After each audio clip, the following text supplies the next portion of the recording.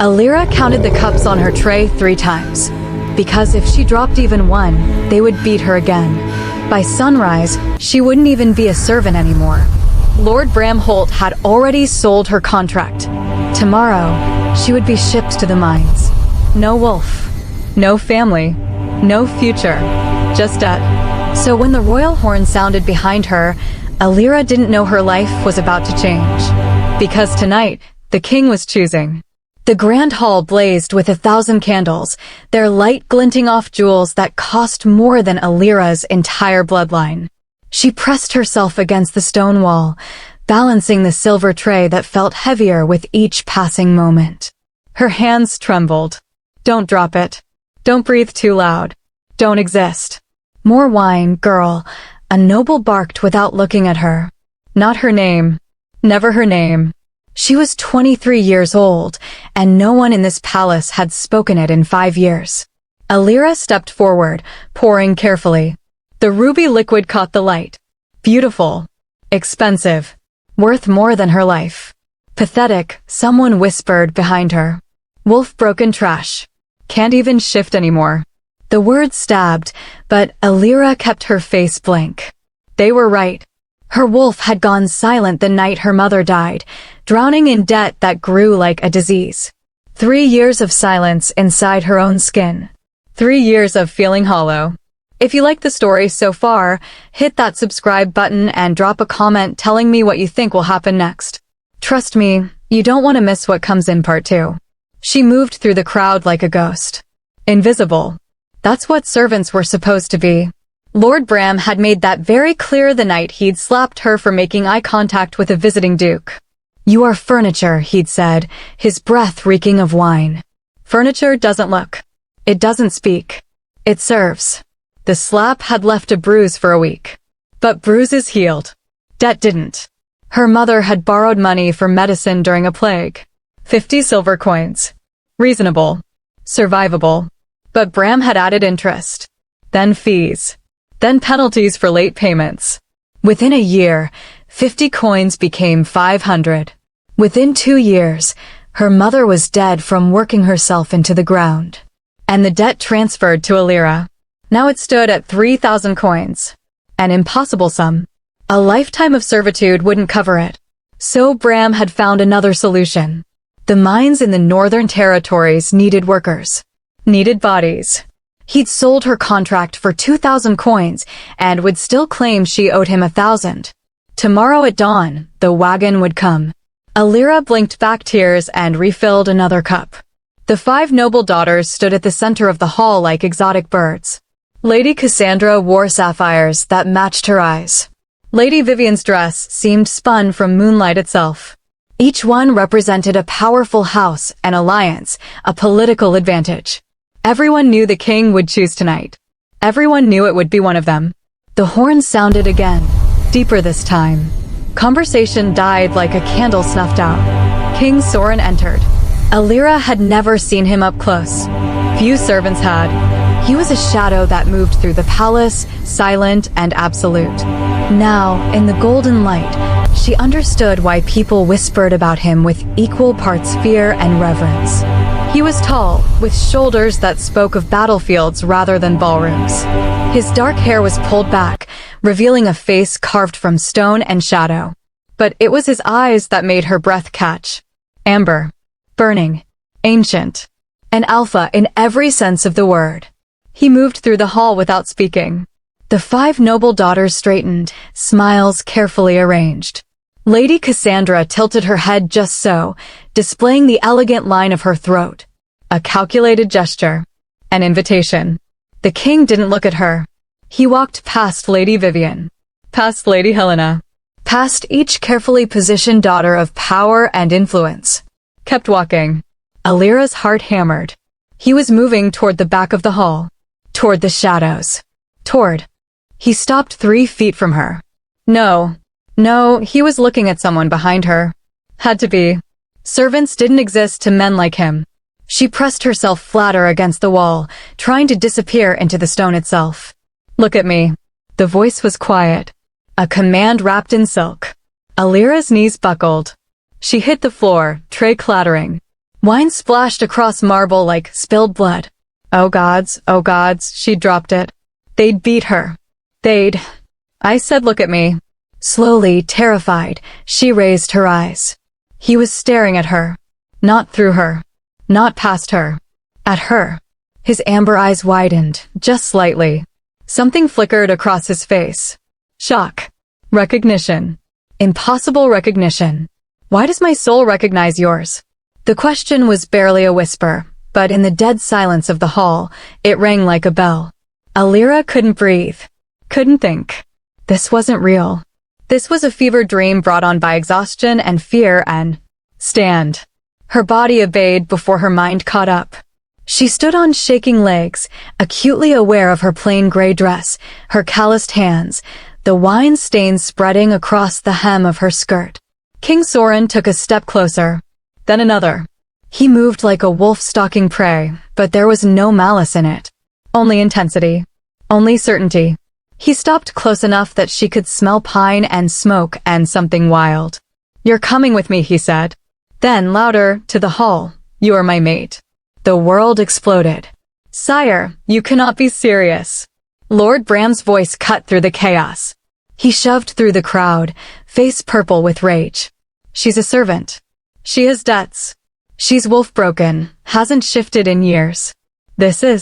Are you challenging my choice? King Soren didn't raise his voice. Didn't need to. The temperature in the room dropped 10 degrees. Bram froze. The ascension rite is bound by ancient law, Soren continued, his words precise as a blade. An alpha may choose any unmated woman present at the choosing. Any woman. The law does not specify rank. Does not require bloodline. Does not answer to the High Table's preferences. Chapter 2. He turned, addressing the stunned nobles with the calm of a man who had never doubted his authority for a single moment. If anyone here believes I have broken sacred law, step forward now. Challenge me. Let us settle this in the old way. Silence. Not a single soul moved. Because challenging a king meant combat. Meant blood. Meant death. Lady Cassandra's face had gone white with fury. Lady Vivian looked like she might faint. The other daughters exchanged glances sharp enough to cut. But King Soren had already dismissed them. He turned back to Elira, and his expression softened in a way that made her chest ache. What is your name? Her voice came out broken. Elira, sire. Elira. He said it like a prayer. Like something precious. Come. He held out his hand. She stared at it. This had to be a trap. A cruel joke. Men like him didn't reach for girls like her. Girls who scrubbed floors and slept in closets and counted the days until they'd be worked to death in a mine. But his hand stayed steady. Waiting. She placed her trembling fingers in his. His hand was warm. Solid. Real. He led her through the crowd. Nobles parted like water, their faces a blur of shock and outrage and poorly concealed disgust. Whispers chased them like hungry ghosts. A servant. Wolf-broken. This is an insult to every house. Elira kept her eyes down, expecting at any moment to wake up. To find this was a dream spun from desperation and exhaustion. But King Soren's hand never let go. He brought her to a private chamber off the main hall.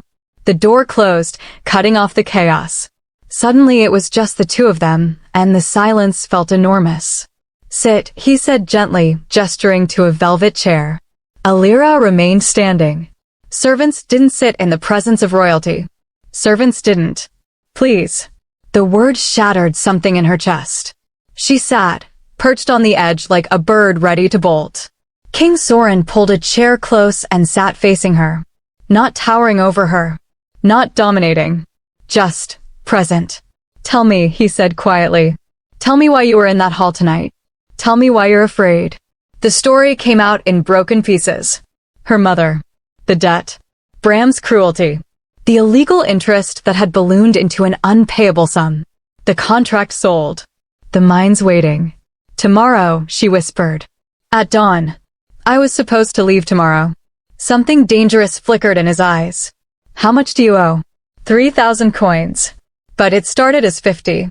My mother borrowed it for medicine during the plague. She tried to pay it back, but Lord Bram kept adding fees. Things that weren't in the original contract. She worked herself to death, and when she died, he said the debt was mine. That's illegal. I know. Her laugh was bitter. But who listens to a servant? King Soren stood abruptly and moved to the door. He spoke quietly to someone outside, issuing commands too low for her to hear. Then he returned. I've ordered an investigation into Lord Bram Holt's financial dealings. Every contract. Every debt. Every transaction. His voice was cold fury wrapped in control. If what you say is true, and I believe it is, he won't see another sunrise as a free man. Elira's hands trembled. He's powerful. He has allies. I am king. Simple. Absolute. Tell me, Elira, are there others? Others trapped like you were? She nodded slowly. Dozens. Maybe more. He targets people who are desperate. Offers loans with terms that seem reasonable at first. Then he changes them. Adds fees. By the time they realize what's happening, the debt has grown too large to escape. Human trafficking disguised as legal debt collection. His jaw clenched. How long has this been happening? Years. Since before I was born. His eyes closed briefly, and she saw something like pain cross his face. And I didn't know. I didn't see. You couldn't have known. People like me were invisible. You were never invisible. He said it with such conviction that she almost believed him. I felt you. Before I even entered that hall tonight, I felt something pulling me. I thought it was nerves about the choosing. About political duty. But then I saw you and everything else disappeared. Elira didn't know what to say to that. Didn't know how to hold something so raw and honest. 3 days later, Lord Bram Holt stood in chains before the High Court. Elira watched from beside the king's throne, still not quite believing any of this was real. Soren's investigators had worked without sleep, unraveling years of corruption. The evidence was damning. Falsified contracts. Fabricated fees. Interest rates that violated every lending law in the kingdom. And the people. Gods, so many people. 73 individuals enslaved through debt manipulation. Families torn apart. Children sold. Lives destroyed for profit. The court magistrate read the charges in a voice that echoed off stone walls. Lord Bram Holt, you are charged with fraud, illegal contract manipulation, human trafficking, and conspiracy against the crown's justice. How do you plead? Bram's face was purple with rage. This is a farce. That girl poisoned the king's mind. She's a manipulative little. Silence. King Soren's voice cracked like a whip. He rose from his throne, and the entire court held its breath. You will address her as Lady Elira, and you will speak to her with the respect owed to the king's chosen mate. Or I will remove your tongue before we proceed further. Bram's mouth snapped shut. The magistrate continued. Given the evidence presented and the testimony of 73 victims, this court finds you guilty on all charges. Your assets are seized. Your title is stripped. You are sentenced to the labor camps for the remainder of your natural life. Guards dragged Bram away. He screamed threats and curses that faded into nothing. Then King Soren did something that made Elira's throat tight. Chapter 3. He descended from the throne and walked to where the 73 freed people stood. Men, women, children. All bearing the same haunted look Elira knew from her own mirror. Your debts are void, he said clearly. Burned. Erased. You owe nothing. Not to Bram Holt, not to his estate, not to this crown. Furthermore, each of you will receive compensation from Holt's seized assets. Enough to start over. Enough to build a life. Silence. Then a woman in the front row began to cry. A man fell to his knees. A child asked her mother if it was true, voice small with fragile hope. The magistrate struck his staff. All those formerly indebted to Lord Bram Holt are hereby declared free citizens with full rights and protections under Crown law. The hall erupted. Not with political outrage this time, but with something else. Something that sounded like relief. Like joy. Like the first breath after drowning. People were crying, embracing, laughing with disbelief. An old man grabbed Elira's hand as she passed. Thank you, he whispered. Thank you for speaking. For being brave. She hadn't been brave. She'd been terrified. But maybe that was what bravery actually was. being terrified and speaking anyway. That evening, Elira stood on a private balcony overlooking the gardens. The moon was rising, full and silver. Inside her chest, something stirred. A presence she'd thought lost forever. "You're quiet." She turned. King Soren, he'd asked her to call him when they were alone, stood in the doorway. "Just thinking," she said. He joined her at the railing. For a long moment, they stood in comfortable silence, watching shadows lengthen across manicured lawns. "Can I tell you something?" he asked quietly. "Of course. I felt you before I saw you. Days before the choosing ceremony. I would wake in the night with this pull, like something essential was missing. My wolf was restless in a way he'd never been." He paused.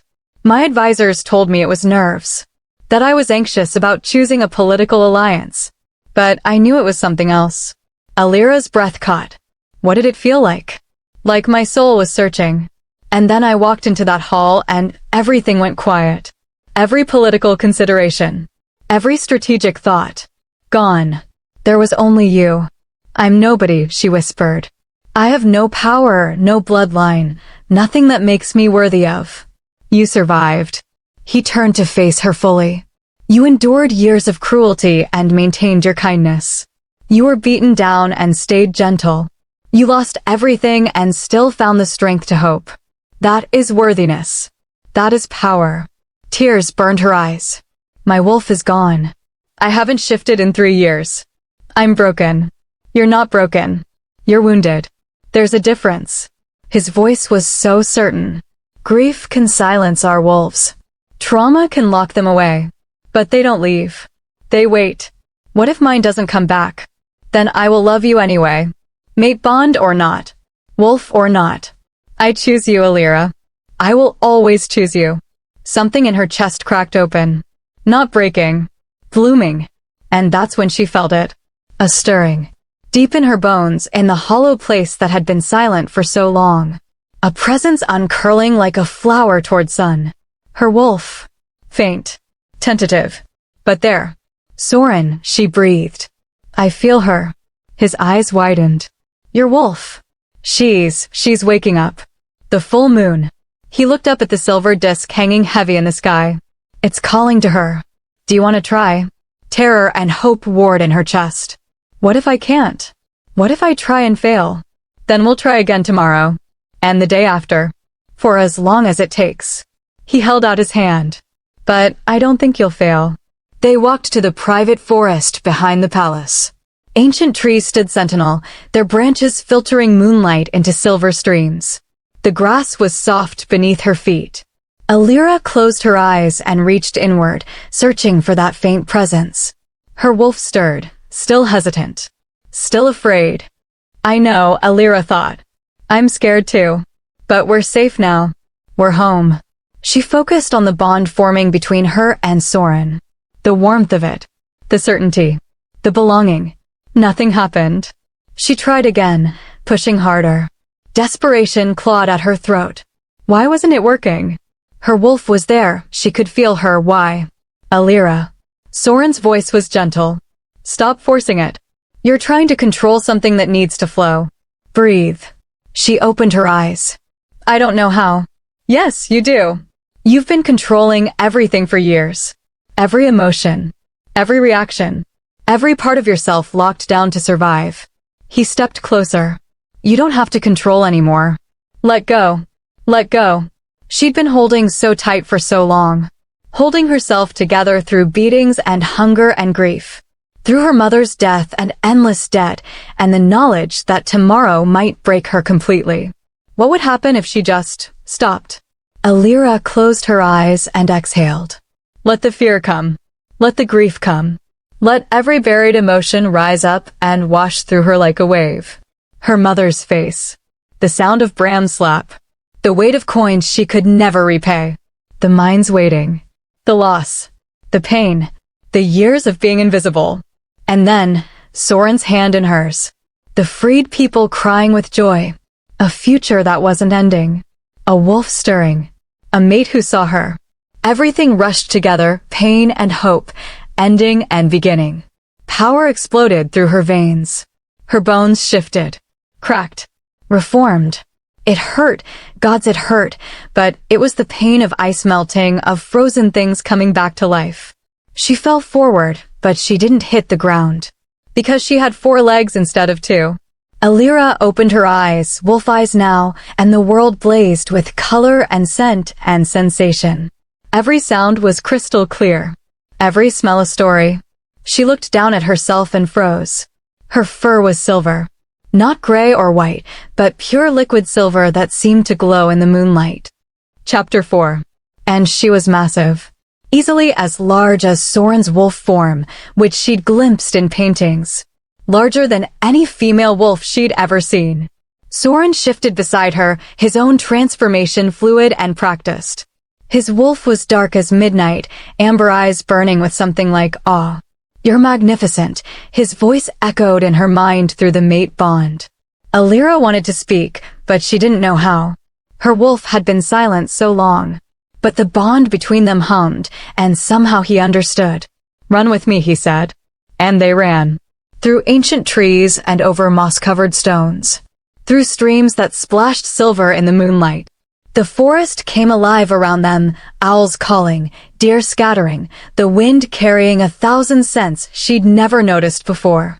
Elira felt free. For the first time in her entire life, she felt free. They ran until her muscles burned with good exhaustion, until the sky began to lighten at the edges. Then they returned to the clearing and shifted back. Elira knelt in the grass, breathing hard, tears streaming down her face. But she was smiling. She was whole. Soren knelt beside her and pulled her into his arms. She buried her face in his chest and let herself cry. For her mother. For the years lost. For the girl who'd counted cups and tried to be invisible. For everything she'd survived and everything she'd found. "You're not broken," he whispered against her hair. "You never were." She believed him. They walked back to the palace as dawn painted the sky in shades of gold and rose. Elira's body ached, but it was the good kind of ache. The kind that meant she'd used muscles long dormant. But when they entered the private wing, something felt wrong. The guard at the door looked nervous. His eyes darted away too quickly. "What is it?" Soren asked sharply. "Nothing, sire. Just, the high table requested an emergency session this morning." Soren's expression darkened. "Did they specify why?" "No, sire." They continued to Elira's chambers. She still couldn't quite think of them as hers, with their silk curtains and marble floors. A servant girl waited outside, twisting her apron. "My lady," she said nervously. "I was told to bring you this." She held out a cup of tea. The usual morning blend, chamomile, and honey. Elira reached for it automatically, then froze. The scent was wrong. Beneath the chamomile, something bitter. Something that made her new wolf senses scream danger. "Don't touch that," Soren said sharply. He took the cup from the servant girl, who looked terrified. "Who gave this to you?" I don't know, sire. It was already prepared in the kitchen. I was just told to deliver it." Soren called for the palace physician, who arrived within minutes and examined the tea with growing alarm. "Nightshade," he said grimly. "Enough to kill. Disguised with honey to mask the taste." The servant girl went white. "I didn't know. I swear I would never." "We know," Elira said gently, even as her hands shook. Someone had tried to poison her. Someone had wanted her dead. Soren's face was carved from ice. "Find who prepared this. Now." But as guards dispersed and the physician took the cup away as evidence, Elira moved to the window. The palace garden spread below, beautiful and serene in the morning light. And in the shadow of a hedge, barely visible, a figure stood watching. Too far to see clearly. But Elira felt the weight of their stare. Felt the malice. The figure turned and vanished into the gardens. "Soren," she said quietly. He joined her at the window. "Did you see someone?" They were watching. And then they left. His jaw tightened. The high table meeting. The poison. These aren't coincidences. They don't want me here. I don't care what they want. He took her hands, and his touch was gentle despite the fury in his eyes. "You're mine. My mate. My choice. Anyone who threatens you threatens me. And I will burn this palace to the ground before I let them touch you." Elira believed him. But she also understood politics. Understood that sometimes love wasn't enough when power was at stake. "What do we do?" she asked. "We fight." His amber eyes burned. Together. That afternoon, whispers spread through the palace like poison in water. The nobles who had lost daughters to Elira's unexpected choosing were gathering. Quiet meetings in shadowed rooms. Alliances forming. A servant, one of the freed people from Bram's debts, found Elira in the library. "My lady," she whispered urgently. "I heard something." Lord Corvin and Lady Ashford. They were talking about how a servant queen would destroy the kingdom's stability. How the other territories would never respect a ruler with wolf-broken blood. "I'm not wolf-broken anymore," Elira said quietly. "I know. I saw you shift last night. Half the palace saw the light. But they're saying it doesn't matter. That you're still common-born. That your children would weaken the royal bloodline." Elira's hands clenched. "What else did they say?" The servant hesitated. "That if they can't control the king, they'll remove you." The words hung in the air like a blade. If they couldn't control the king, they would remove the girl. Elira stood and moved to the window. Below, nobles walked the gardens in pairs and small groups. Scheming. Planning. Treating her life like a political problem to be solved. She thought about the poison. The watching figure. The emergency high-table meeting that Soren was attending right now. This was just the beginning. They would come for her in the dark. With poison and knives and whispered accusations. They would try to break her, break Soren, break everything they were building. But Elira had been broken before. And she learned something important. Broken things could be reforged into weapons. She turned from the window, her reflection catching in the glass. Silver eyes stared back. Wolf eyes that hadn't existed a day ago. She wasn't the invisible girl anymore. And she wouldn't go quietly. If you want to see what happens next, if you want to know how Elira fights back and what the nobles are planning, hit that subscribe button right now. Drop a comment with your theories. And smash that like button because part 2 is going to blow your mind. Trust me, you don't want to miss what's coming. The game had begun. And this time, Elira intended to win.